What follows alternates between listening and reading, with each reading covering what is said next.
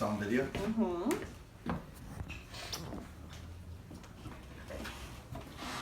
Hi, my name is Emily Gross, and before I started working at a law firm, a calendar meant something you hang on a wall and write important events on. But since I started working at this law firm, I learned that a calendar is also something that a file clerk like myself uses to pull files, and it also tells an attorney how their day will go and gives a small overview about what that case and what that person case is about. So, moving on from that, in today's society, it is really important that we pay attention to the words that we say, because some people may be easily offended by the words that come out of our mouth, especially since a lot of words that we use on a daily basis may have more than one meaning that we are not aware of.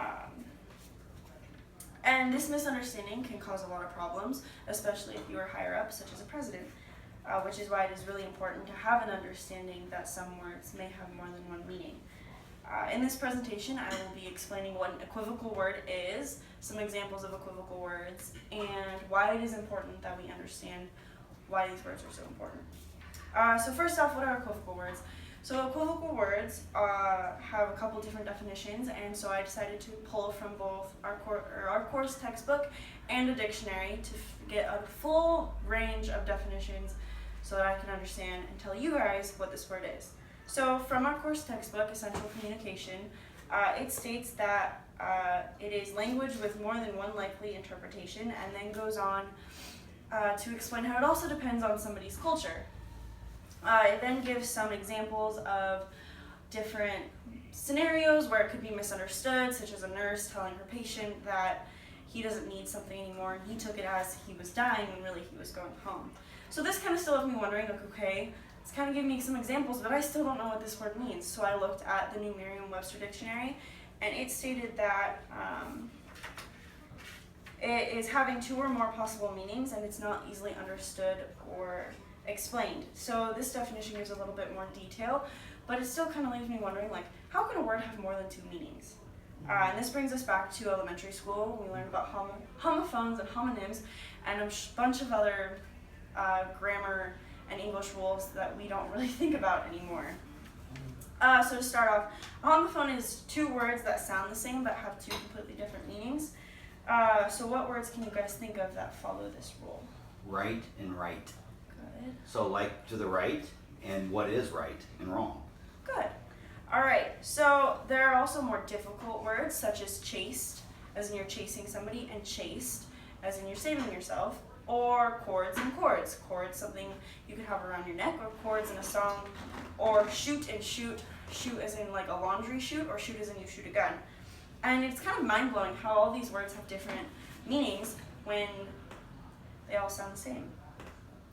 So going on from that, how do we determine what these words mean? It's all about context. Context, we learn from a really early age, is something that we use if we don't understand a word. We look at the words around it to try and figure out what that word means. So if I were to say to you, the sky is blue, because we all use this reflexively, we know that I'm talking about the color blue and not blue as in the wind blue.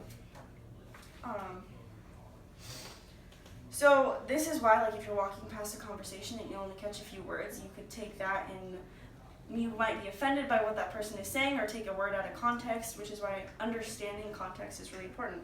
So in an interview with Stephanie De Leon, I asked her why equivocal words are important, and she says you can be misguided by when or where to use them and get confused in conversation. And later on, in an interview with her sister, Andrea De Leon, she told me about a story how in English class, I always confuse effect and affect because they sound the same and I don't catch it in my papers, so I get a bad grade, and understanding these words exist would help me a lot. So this shows that a lot of people don't really understand what an equivocal word is. I asked these girls, and they immediately either asked me or went to their phones and Googled it. They had no idea, because nobody really, even I didn't know what an equivocal word is. I know what a homophone is, but not an equivocal word.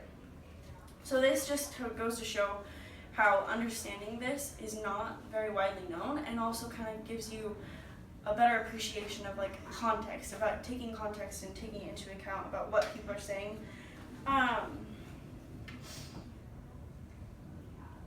Those who are well versed in grammar may not take equivocal words, difficult equivocal words, and have a lot of problem with it, but those of average grammar skills, you may walk into a conversation and somebody's saying all these words that to you may have a different meaning, but to them means something completely different, which is why reading a scientific journal may be hard for some people because words that may mean one thing mean something completely different to you.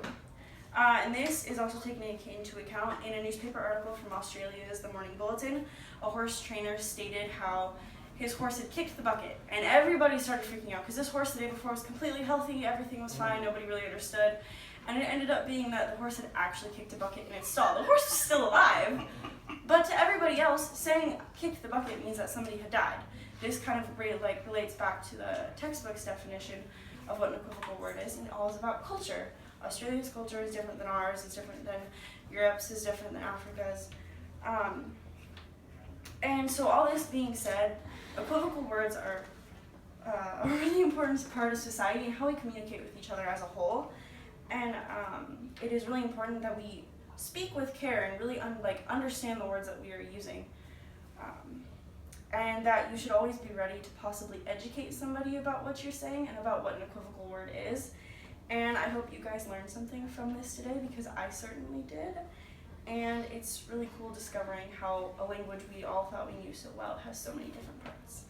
Well done.